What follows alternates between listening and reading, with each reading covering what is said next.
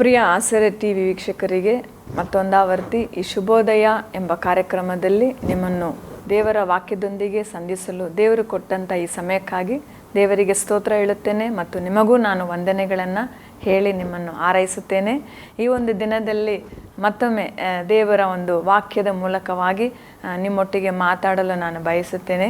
ಈ ದಿನ ಈ ಬೆಳಗಿನ ಸಮಯದಲ್ಲಿ ದೇವರು ನಮ್ಮೊಟ್ಟಿಗೆ ಮಾತಾಡಬೇಕೆಂಬ ಒಂದು ವಾಕ್ಯ ಏನಂತಂದರೆ ಒಂದು ವಿಷಯ ಅಂತ ನಾನು ಹೇಳೋಕ್ಕೆ ಇಷ್ಟಪಡ್ತೇನೆ.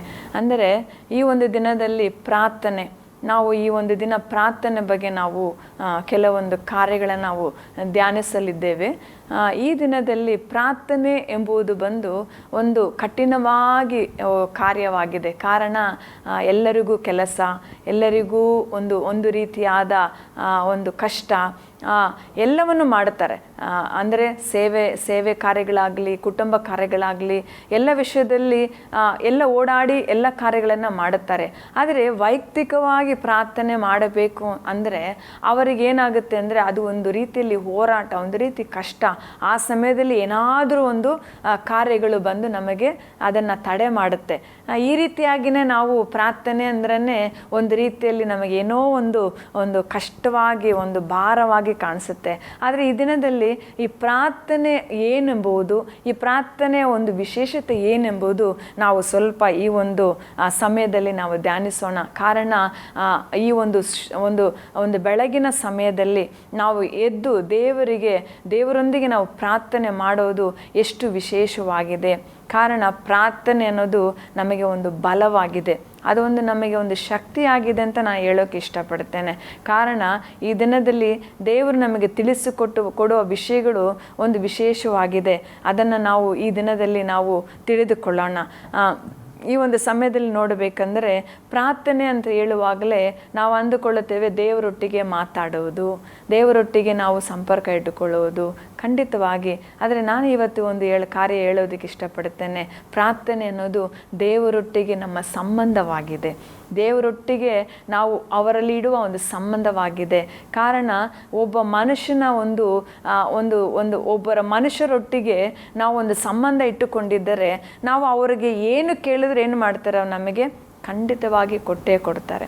ನಾವು ಮಾತಾಡೋದಕ್ಕಿಂತ ಅವರೊಟ್ಟಿಗೆ ನಾವು ಒಳ್ಳೆಯ ಸಂಬಂಧವನ್ನು ಇಟ್ಟುಕೊಂಡಿದ್ದರೆ ಒಬ್ಬರು ಅರ್ಥ ಮಾಡಿಕೊಳ್ಳೋದಕ್ಕೆ ಸಹಾಯ ಆಗುತ್ತೆ.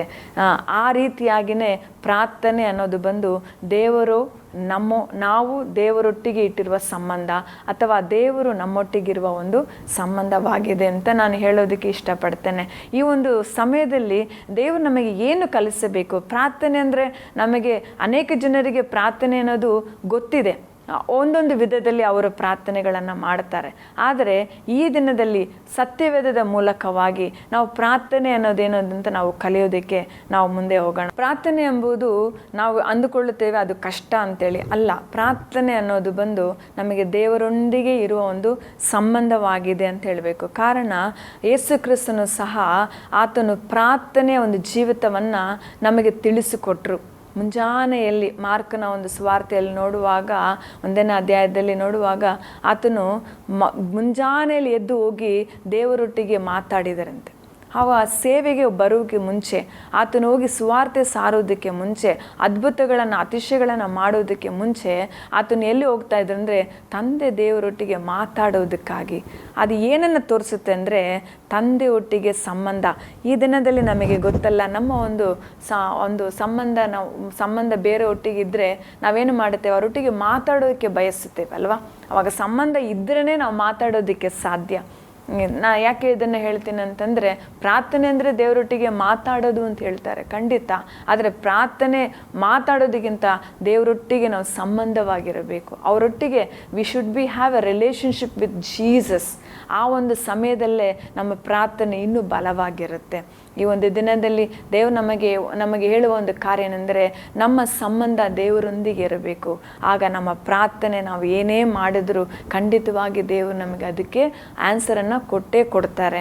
ಇನ್ನೊಂದು ನಾನು ಹೇಳೋಕ್ಕೆ ಇಷ್ಟಪಡ್ತೇನೆ, ಈ ಪ್ರಾರ್ಥನೆಯ ಒಂದು ಮಹತ್ವ ಏನು, ಈ ಪ್ರಾರ್ಥನೆ ಮಾಡೋದ್ರಿಂದ ಪ್ರಾರ್ಥನೆಯ ಒಂದು ಮಹತ್ವ ಏನು, ಅದರ ಒಂದು ವಿಶೇಷತೆ ಏನು, ಅದರ ಗುಣಗಳು ಏನಂತ ನೋಡುವಾಗ ಪ್ರಾರ್ಥನೆ ಅಂತ ನೋಡುವಾಗ ಅದು ಒಂದು ಪವರ್ಫುಲ್ ವೆಪನ್, ಅಂದರೆ ಒಂದು ಶಕ್ತಿಯುತವಾದ ಆಯುಧವಾಗಿದೆ. ಕಾರಣ ದೇವರೊಂದಿಗೆ ನಾವು ಪ್ರಾರ್ಥನೆ ಮಾಡಿದ ಮೇಲೆ ಆನ್ಸರ್ ಅಂದರೆ ಉತ್ತರವನ್ನು ಪಡೆಯುವುದಕ್ಕೆ ಅಥವಾ ಅದ್ಭುತಗಳನ್ನು ಪಡೆದುಕೊಳ್ಳುವುದಕ್ಕೆ ಅಲ್ಲ, ಆತನಿಂದ ನಾವೊಂದು ಉತ್ತಮವಾದ ಒಂದು ಆಶೀರ್ವಾದವನ್ನು ಹೊಂದಿಕೊಳ್ಳುವುದಕ್ಕೆ ಅದು ಒಂದು ಪವರ್ಫುಲ್ ವೆಪನ್, ಅಂದರೆ ಒಂದು ಶಕ್ತಿಯುತವಾದ ಆಯುಧವಾಗಿದೆ. ಎರಡನೇದಾಗಿ ನೋಡುವಾಗ ಪ್ರಾರ್ಥನೆ ಅನ್ನೋದು ಬಂದು ಒಂದು ಬ್ರಿಡ್ಜ್, ಅಂದರೆ ಒಂದು ಸೇತುವೆ ಆಗಿದೆ. ಕಾರಣ ನಮಗೂ ದೇವರಿಗೂ ನಡುವೆ ಈ ಒಂದು ಪ್ರಾರ್ಥನೆ ಅನ್ನೋದು ಬಂದು ಒಂದು ಸೇತುವೆ ಆಗಿದೆ. ಆ ಒಂದು ಕಾರ್ಯ ಅದು ಮಾತ್ರ ಅಲ್ಲದೆ ದೇವರ ಒಂದು ಸಂಬಂಧಕ್ಕೆ ಮತ್ತು ಆತನೊಂದಿಗೆ ನಾವು ಅನ್ಯೂನ್ಯತೆಯಾಗಿರುವುದಕ್ಕಾಗಿ ಅದು ಒಂದು ಸೇತುವೆ ಆಗಿದೆ. ಪ್ರಾರ್ಥನೆ ಅಂದರೆ ನಾವೇನೋ ಒಂದು ಕಷ್ಟ ಅಂತ ಅಂದ್ಕೊಳ್ಳೋದು ಬೇಡ. ಪ್ರಾರ್ಥನೆ ಅದು ನಮ್ಮನ್ನು ದೇವರನ್ನು ಒಂದು ಮಾಡಿಸುವ ಅಥವಾ ಸಂಪರ್ಕಪಡಿಸುವ ಒಂದು ಸೇತುವೆ ಆಗಿದೆ. ಇನ್ನು ಮೂರನೇ ನಾವು ನೋಡುವಾಗ ಪ್ರಾರ್ಥನೆ ಅನ್ನೋದು ಬಂದು ಒಂದು ಫೌಂಡೇಶನ್ ಆಗಿದೆ, ಅಂದರೆ ಒಂದು ಅಸ್ಥಿಭಾರವಾಗಿದೆ. ಕಾರಣ ಅಸ್ಥಿಭಾರ ಇಲ್ಲ ಅಂದರೆ ನಾವು ಅಂದರೆ ಒಂದು ಅಸ್ಥಿಭಾರ ಇಲ್ಲ ಅಂದರೆ ನಾವು ಮನೆ ಕಟ್ಟೋದಕ್ಕೆ ಸಾಧ್ಯ ಇಲ್ಲ ಅಲ್ವಾ. ಕಾರಣ ಅದು ಸ್ಟ್ರಾಂಗ್ ಆಗಿದ್ರೇ, ಫೌಂಡೇಶನ್ ಸ್ಟ್ರಾಂಗ್ ಆಗಿದ್ರೇ ನಾವು ಮನೆ ಕಟ್ಟೋದಕ್ಕೆ ಸಾಧ್ಯ. ಇಲ್ಲ ಅಂದರೆ ಮನೆ ಅದು ಉಳುಕು. ಅದೇ ರೀತಿ ದೇವರಲ್ಲಿ ನಮ್ಮ ಸಂಬಂಧವನ್ನು ಸ್ಟ್ರಾಂಗ್ ಮಾಡಬೇಕಾದ್ರೆ, ದೇವರಲ್ಲಿ ನಮ್ಮ ಒಂದು ಅನ್ಯೂನ್ಯತೆಯನ್ನು ಸ್ಟ್ರಾಂಗ್ ಮಾಡಬೇಕಂದ್ರೆ ಪ್ರಾರ್ಥನೆ ಅನ್ನೋದು ನಮಗೆ ಒಂದು ಫೌಂಡೇಶನ್ ಆಗಿದೆ, ಒಂದು ಅಸ್ಥಿಭಾರವಾಗಿದೆ. ನಾಲ್ಕು ನೋಡುವಾಗ ಫೌಂಡೇಶನ್ ಅನ್ನು ಬಂದು ನಮ್ಮನ್ನು ಒಂದು ಮಾನವೀಯತೆಯಲ್ಲಿ ಒಂದು ರಕ್ಷಣೆ, ಅಂದರೆ ಒಂದು ಸುರಕ್ಷಿತವಾಗಿ ನಾವು ಇರುವುದಕ್ಕೆ ಅದು ಒಂದು ದಾರಿಯಾಗಿದೆ ಅಂತಿದೆ. ಪ್ರಾರ್ಥನೆ ಅಂತ ಹೇಳುವಾಗ ಅದು ಬಂದು ಎಲ್ಲ ವಿಧವಾದ ತೊಂದರೆಗಳಿಂದ ನಮ್ಮನ್ನು ಬಿಡಿಸುವುದಾಗಿದೆ. ಪ್ರಾರ್ಥನೆ ಅನ್ನೋದು ನಮಗೆ ಒಂದು ಆರೋಗ್ಯವನ್ನು ಉಂಟು ಮಾಡುವುದು. ಅದು ಮಾತ್ರವಲ್ಲದೆ ನಮಗೆ ಬಂದು ಪ್ರಾರ್ಥನೆ ಅನ್ನೋದು ದೇವರಿಂದ ಕ್ಷಮಾಪಣೆಯನ್ನು ಕೊಡುವಂಥದ್ದಾಗಿದೆ. ಇಷ್ಟು ಕಾರ್ಯಗಳಿದೆ ಅಲ್ಲ ಪ್ರಾರ್ಥನೆ ಅನ್ನೋದು. ಇದು ಮಾತ್ರ ಅಲ್ಲ, ಪ್ರಾರ್ಥನೆ ಅನ್ನೋದು ಬಂದು ನಮ್ಮ ಒಂದು ಆತ್ಮಿಕವಾದ ಒಂದು ಬೆಳವಣಿಗೆ ಅದು ಒಂದು ಆಧಾರವಾಗಿದೆ. ಮೂರನೇ ನೋಡುವಾಗ ದೇವರೊಟ್ಟಿಗೆ ಪ್ರಾರ್ಥನೆ ಮಾಡುವುದು ಆತ್ಮಿಕವಾದ ಒಂದು ಆಶೀರ್ವಾದ ಮಾತ್ರ ಅಲ್ಲ, ನಮ್ಮ ಪರಲೋಕದ ಆಶೀರ್ವಾದನ ಹೊಂದಿಕೊಳ್ಳೋದಕ್ಕೆ ಅದು ನಮಗೆ ಒಂದು ದಾರಿಯಾಗಿದೆ. ಪ್ರಾರ್ಥನೆ ಅನ್ನೋದು ನಮ್ಮನ್ನು ಒಳ್ಳೆಯ ಒಂದು ಮನುಷ್ಯರಾಗಿ ನಮ್ಮನ್ನು ರೂಪಿಸುವುದಕ್ಕೆ ಅದು ಒಂದು ಕಾರಣವಾಗಿದೆ. ಪ್ರಾರ್ಥನೆ ಅನ್ನೋದು ನಮಗೆ ಪರಿಪಕ್ವತೆಯನ್ನು ಕೊಡುವಂಥದ್ದಾಗಿದೆ. ಅದು ಮಾತ್ರ ಅಲ್ಲ, ಪ್ರಾರ್ಥನೆ ಅನ್ನೋದು ನಮಗೆ ಬುದ್ಧಿಯನ್ನು, ನಮಗೆ ಜ್ಞಾನವನ್ನು, ನಮಗೆ ಒಂದು ಒಳ್ಳೆಯ ಕ್ರಮವುಳ್ಳ ಜೀವಿತವನ್ನು ಕೊಡುವುದಾಗಿದೆ. ಪ್ರಾರ್ಥನೆ ಅನ್ನೋದು ನಮ್ಮನ್ನು ದೇವರಲ್ಲಿ ಬಲಪಡಿಸುವುದಾಗಿದೆ. ಪ್ರಾರ್ಥನೆ ಅನ್ನೋದು ದೇವರ ಮೇಲೆ ನಂಬಿಕೆಯಲ್ಲಿ ನಮ್ಮನ್ನು ನೆಲೆಪಡಿಸುವುದಾಗಿದೆ. ಪ್ರಾರ್ಥನೆ ಎಂಬುದು ನಮಗೆ ಸಂತೋಷ, ಸಮಾಧಾನ, ನೆಮ್ಮದಿ, ನಮಗೆ ಒಂದು ದಾರಿಯನ್ನು ಉಂಟು ಮಾಡುವುದಾಗಿದೆ. ಪ್ರಾರ್ಥನೆ ಅನ್ನೋದು ದೇವರ ಒಂದು ಪ್ರಸನ್ನತೆಯನ್ನು ನಮ್ಮ ಮಧ್ಯದಲ್ಲಿ ತರುವಂತಾಗಿದೆ. ಪ್ರಾರ್ಥನೆ ಅನ್ನುವುದು ದೇವರ ವಾಗ್ದಾನವನ್ನು ನಮ್ಮಲ್ಲಿ ನೆರವೇರಿಸುವಂಥದ್ದಾಗಿದೆ. ಪ್ರಾರ್ಥನೆ ಅನ್ನೋದು ನಮ್ಮಲ್ಲಿ ಅದ್ಭುತಗಳನ್ನು, ಅತಿಶಯಗಳನ್ನು ಮಾಡುವಂತಾಗಿದೆ. ಪ್ರಿಯರೇ, ಈ ಒಂದು ದಿನದಲ್ಲಿ ಪ್ರಾರ್ಥನೆಯನ್ನು ನಾವು ಕಷ್ಟ ಅನ್ನುವ ಒಂದು ಕಾಲದಲ್ಲಿ ನಾವಿದ್ದೇವೆ. ಪ್ರಾರ್ಥನೆ ಅಂದರೆ ನಮಗೇನೋ ಒಂದು ರೀತಿಯಾದ ಅಯ್ಯೋ ಇದು ನಾವು ಪ್ರಾರ್ಥನೆ ಮಾಡಿಬಿಟ್ರೆ, ತುಂಬ ಜನ ಹೇಳುವ ಒಂದು ಮಾತನ್ನು ನಾನು ಕೇಳಿದ್ದೇನೆ. ಪ್ರಾರ್ಥನೆ ಮಾಡ್ತಾ ಇದ್ದರೆ ನನಗೆ ಕಷ್ಟ ಜಾಸ್ತಿ ಆಗ್ತಾ ಇದೆ, ಪ್ರಾರ್ಥನೆ ಮಾಡೋದ್ರಿಂದ ನನಗೆ ಹೋರಾಟ ಜಾಸ್ತಿ ಆಗಿದೆ, ಪ್ರಾರ್ಥನೆ ಮಾಡೋದ್ರಿಂದ ನನ್ನನ್ನು ತುಂಬ ಕಾರ್ಯಗಳು ನನ್ನನ್ನು ಹಿಂಸೆ ಪಡಿಸ್ತಾ ಇದೆ. ಇಲ್ಲ ಪ್ರಿಯರೇ, ಈ ಒಂದು ಸಮಯದಲ್ಲಿ ದೇವರ ಮಾತಿನ ಪ್ರಕಾರವಾಗಿ ಹೇಳಿದ ಈ ಪ್ರತಿಯೊಂದು ಒಂದು ವಾರ್ತೆಯ ಪ್ರಕಾರವಾಗಿ ನೋಡುವುದಾದರೆ ಪ್ರಾರ್ಥನೆ ನಮಗೆ ಜೀವ ಕೊಡುವುದಾಗಿದೆ. ನಾವು ಜೀವಂತರಾಗಿ ದೇವರೊಟ್ಟಿಗೆ ಬಾಳಲು ನಮಗೆ ಅನುಕೂಲವನ್ನು ಮಾಡಿಕೊಡುವುದಾಗಿದೆ. ಪ್ರಾರ್ಥನೆ ಅದು ಕಷ್ಟ ಅಲ್ಲ, ಪ್ರಾರ್ಥನೆ ಅದು ನಿಜವಾಗಲೂ ಕಷ್ಟವನ್ನು ಹೋಗಲಾಡಿಸುವಂಥದ್ದಾಗಿದೆ. ಕಷ್ಟವನ್ನು ನಮ್ಮನ್ನು ಬಿಟ್ಟು ಹೋಗುವಂತೆ ಮಾಡುವ ಒಂದು ಕೃಪೆಯನ್ನು ಪ್ರಾರ್ಥನೆ ಹೊಂದಿದೆ. ಪ್ರಾರ್ಥನೆ ಅನ್ನೋದು ನಾವು ಅದನ್ನು ಒಂದು ಕಡಿಮೆ ಒಂದು ಅಂಚಿನಲ್ಲಿ ನಾವು ನೋಡದಂತೆ ಅದನ್ನು ನಾವು ವಿಶೇಷವಾಗಿ ನೋಡುವುದಾದರೆ ಪ್ರಾರ್ಥನೆ ನಮ್ಮ ಜೀವನವನ್ನು ಕಟ್ಟುವುದಾಗಿದೆ. ಪ್ರಾರ್ಥನೆ ದೇವರ ಒಂದು ಮಹಿಮೆಯನ್ನು, ದೇವರ ಒಂದು ಅದ್ಭುತವನ್ನು, ದೇವರ ಒಂದು ಕೃಪೆಯನ್ನು ನಮ್ಮ ಜೀವನದಲ್ಲಿ ತೋರಿಸುವಂಥದ್ದಾಗಿದೆ. ಈ ದಿನದಲ್ಲಿ ನಾವು ಪ್ರಾರ್ಥನೆಯನ್ನು ನಮ್ಮ ಜೀವನದಲ್ಲಿ ಮುಖ್ಯವಾಗಿ ನಾವು ಅದನ್ನು ಹೊಂದಿಕೊಂಡು ಹೋಗಬೇಕೆಂದು ನಾನು ನಿಮಗೆ ಹೇಳುವಳಾಗಿದ್ದೇನೆ. ಪ್ರಾರ್ಥನೆ ಇಲ್ಲದಿದ್ದರೆ ಅದು ನಮಗೆ ಉಸಿರಿಲ್ಲದಂತೆ. ನಮಗೆ ಶರೀರ ಇದೆ, ಆದರೆ ಉಸಿರಿಲ್ಲದಿದ್ದರೆ ನಾವು ಸತ್ತು ಓದೋದಕ್ಕೆ ಸಮ ಅಲ್ಲವಾ? ಅದೇ ರೀತಿಯಾಗಿ ಪ್ರಾರ್ಥನೆ ಇಲ್ಲದಿದ್ದರೆ ನಾವು ಜೀವಿಸುವುದು ಅದು ವ್ಯರ್ಥ. ಪ್ರಾರ್ಥನೆ ನಮಗೆ ಉಸಿರಾಗಿರಬೇಕು.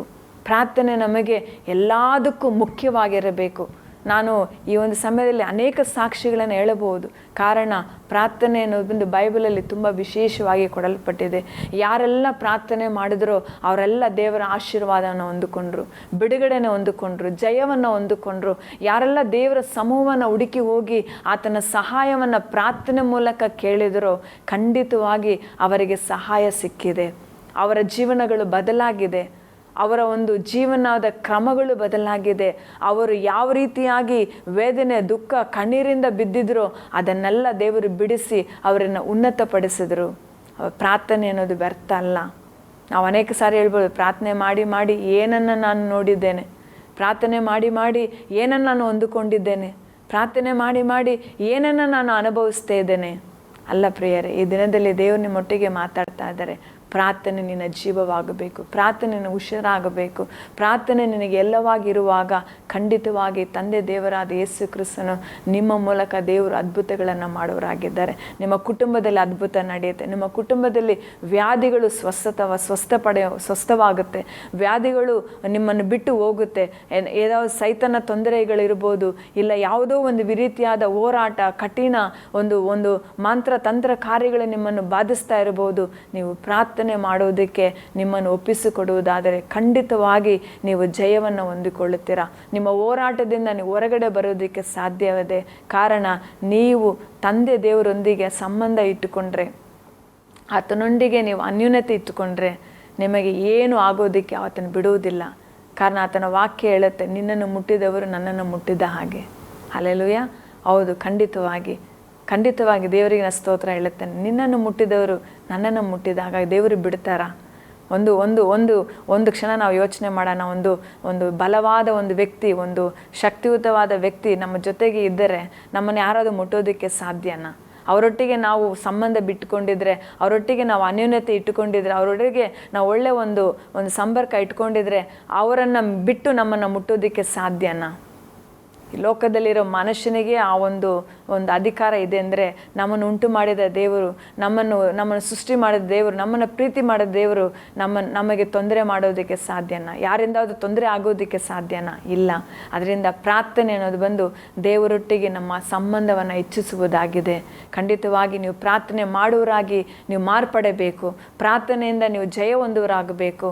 ಇದಕ್ಕಾಗಿ ನಾನು ದೇವರಲ್ಲಿ ಪ್ರಾರ್ಥಿಸ್ತೇನೆ. ಒಂದು ನಿಮಿಷ ನಾವು ಕಣ್ಗಳನ್ನು ಮುಚ್ಚಿ ನಾವು ಪ್ರಾರ್ಥನೆ ಮಾಡೋಣ. ಸ್ತೋತ್ರ ರಾಜ, ಈ ಒಂದು ಸಮಯಕ್ಕಾಗಿ ನಾನು ಸ್ತೋತ್ರ ಸಲ್ಲಿಸುತ್ತೇನೆ. ದೇವರೇ, ಅಪ್ಪ ಯೇಸು ರಾಜ, ಈ ಒಂದು ಸಮಯದಲ್ಲಿ ನೀನು ನಮಗೆ ಪ್ರಾರ್ಥನೆ ಮಾಡುವುದನ್ನು ನಿನ್ನ ಒಂದು ಜೀವಿತದಲ್ಲಿ ನಮಗೆ ಕಲಿಸಿಕೊಟ್ಟೆಪ್ಪ. ಈ ದಿನದಲ್ಲಿ ಪ್ರಾರ್ಥನೆಯ ಒಂದು ವಿಶೇಷತೆಯನ್ನು, ಪ್ರಾರ್ಥನೆಯ ಒಂದು ಮುಖ್ಯತ್ವವನ್ನು, ಪ್ರಾರ್ಥನೆಯ ಪ್ರಾರ್ಥನೆಯಲ್ಲಿ ನಡೆಯುವ ಆ ಅದ್ಭುತಗಳನ್ನು ನಾವು ಈ ದಿನದಲ್ಲಿ ದೇವರ ವಾಕ್ಯದ ಮೂಲಕ ವೀಕ್ಷಕರೊಂದಿಗೆ ಮಾತಾಡೋದಕ್ಕೆ ನೀನು ಕೃಪೆ ಕೊಟ್ಟಿದ್ದಕ್ಕಾಗಿ ನಾನು ಸ್ತೋತ್ರ ಸಲ್ಲಿಸುತ್ತೇನೆ. ಪ್ರಾರ್ಥನೆ ಅನ್ನೋದು ತುಂಬ ಬಲವಾದುದಪ್ಪ.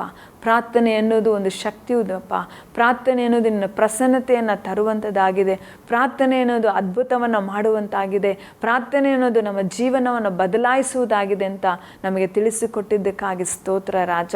ಈ ದಿನದಲ್ಲಿ ಯಾರೆಲ್ಲ ಪ್ರಾರ್ಥನೆ ಮಾಡದಂತೆ ಸೋತೋದವರಾಗಿ, ಯಾರೆಲ್ಲ ಪ್ರಾರ್ಥನೆ ಮಾಡದಂತೆ ಆ ಒಂದು ಕಾರ್ಯಗಳನ್ನು ಬಿಟ್ಟವರಾಗಿ, ಆ ಒಂದು ಕಾರ್ಯದಿಂದ ನಿರಾಶೆಯರಾಗಿ, ಆ ಒಂದು ಪ್ರಾರ್ಥನೆ ಮಾಡಿ ನಾನು ಏನನ್ನು ಹೊಂದಿಕೊಂಡೆ ಅಂತೇಳಿ ಅವರು ದುಃಖಿತರಾಗಿ ಒಂದು ವೇಳೆ ಪ್ರಾರ್ಥನೆಯನ್ನು ಬಿಟ್ಟಿರಬಹುದು, ಮಾಡದಂತೆ ಅದನ್ನು ಕೈಗೊಳ್ಳದಂತೆ ಬಿಟ್ಟಿರಬಹುದು. ಈ ದಿನದಲ್ಲಿ ನೀನು ಅವರನ್ನು ಎಚ್ಚರಿಸಿ ಬಲಪಡಿಸಿದ್ದಕ್ಕಾಗಿ ಸ್ತೋತ್ರ. ಪ್ರಾರ್ಥನೆ ವಿಶೇಷತೆಯನ್ನು ಕಲಿಸಿಕೊಟ್ಟಿದ್ದಕ್ಕಾಗಿ ಸ್ತೋತ್ರ. ಈ ದಿನದಿಂದ ಅವರನ್ನು ನಿನ್ನ ಪ್ರಾರ್ಥನೆ ಆತ್ಮದಿಂದ ತುಂಬಿಸು ದೇವರೇ. ಹೌದು ರಾಜ, ಆದಿಯ ದಿನಗಳಲ್ಲಿ ಅವರು ಮಾಡಿದಂಥ ಪ್ರಾರ್ಥನೆ ರೀತಿಯಲ್ಲಿ ಮತ್ತೆ ಅವರು ಪ್ರಾರ್ಥನೆಗಳನ್ನು ಮಾಡಿ ದೇವರ ಮಕ್ಕಳಾಗಿ ಬೆಳೆಯುವಂತೆ, ದೇವರ ಆಶೀರ್ವಾದವನ್ನು ಸಂಪೂರ್ಣವಾಗಿ ಹೊಂದಿಕೊಳ್ಳುವಂತೆ ಕೃಪೆ ಮಾಡು ಮಾಡು ರಾಜ. ಹೌದು ತಂದೆ, ಈ ಒಂದು ಸಮಯದಲ್ಲಿ ಈ ಮಕ್ಕಳಲ್ಲಿ ಇರುವ ಎಲ್ಲ ಹೋರಾಟಗಳನ್ನು ಪ್ರಾರ್ಥನೆ ಮಾಡದಂತೆ, ದೇವರೊಟ್ಟಿಗೆ ಅನ್ಯೂನ್ಯತೆಯಾಗಿ ಇರದಂತೆ, ದೇವರ ಒಂದು ಸಂಬಂಧದಲ್ಲಿ ಬೆಳೆಯದಂತೆ, ದೇವರ ಆಶೀರ್ವಾದನ ಹೊಂದಿಕೊಳ್ಳದಂತೆ ತಡೆ ಮಾಡುವ ಎಲ್ಲ ಕ್ರಿಯೆಗಳನ್ನು, ಎಲ್ಲ ಸೈತಾನನ ಹೋರಾಟಗಳನ್ನು ಯೇಸು ಕ್ರಿಸ್ತನ ನಾಮದಲ್ಲಿ ನಾವು ಶಪಿಸಿ ಲಯಪಡಿಸ್ತೇವೆ ರಾಜ. ಈ ದಿನದಲ್ಲಿ ಒಂದು ಬಿಡುಗಡೆ ಉಂಟಾಗಲಿ, ಅವರಲ್ಲಿ ಒಂದು ಸಮಾಧಾನ ಬರಲಿ. ಪ್ರಾರ್ಥನೆ ಮಾಡುವುದರಿಂದ ನಾನು ಉತ್ತರವನ್ನು ಹೊಂದಿಕೊಳ್ಳುವೆ ಅನ್ನೋ ಒಂದು ನಿರ್ಧಾರ, ಒಂದು ನಂಬಿಕೆ ಅವರಲ್ಲಿ ಹುಟ್ಟಲಿ ದೇವರೇ. ನೀನು ಮಾಡಿದಂಥ ಕೃಪೆಗಾಗಿ ಸ್ತೋತ್ರ ರಾಜ. ಆಶೀರ್ವದಿಸಿ ಬಲಪಡಿಸಿ. ಯೇಸುವಿನ ನಾಮದಲ್ಲಿ ಪ್ರಾರ್ಥನೆ ಕೇಳಿ ಹೊಂದಿದ್ದೇನೆ ತಂದೆಯೇ, ಆಮೇನ್. ಪ್ರಿಯ ವೀಕ್ಷಕರೇ, ಈ ಒಂದು ಸಮಯದಲ್ಲಿ ಪ್ರಾರ್ಥನೆಯ ಮಹತ್ವವನ್ನು ನಾವು ತಿಳಿದುಕೊಂಡುವೆ. ಖಂಡಿತವಾಗಿ ನೀವು ಪ್ರಾರ್ಥನೆ ಮಾಡ್ತೀರಿ ಅಂತ ನಾನು ನಂಬ್ತೇನೆ. ಪ್ರಾರ್ಥನೆಯಿಂದ ನಿಮ್ಮ ಜೀವನ ತುಂಬ ಬದಲಾಗುವುದಕ್ಕೆ ಒಂದು ಅವಕಾಶವಾಗಿದೆ. ಮತ್ತೊಂದು ಸರಿ ಒಳ್ಳೆಯ ಒಂದು ದೇವರ ವಾಕ್ಯದೊಂದಿಗೆ ಮತ್ತೆ ನಿಮ್ಮನ್ನು ನಾನು ಭೇಟಿಯಾಗುತ್ತೇನೆ ಅಂತ ಹೇಳಿ ಶುಭವನ್ನು ಹಾರೈಸುತ್ತೇನೆ. ಆಮೇನ್.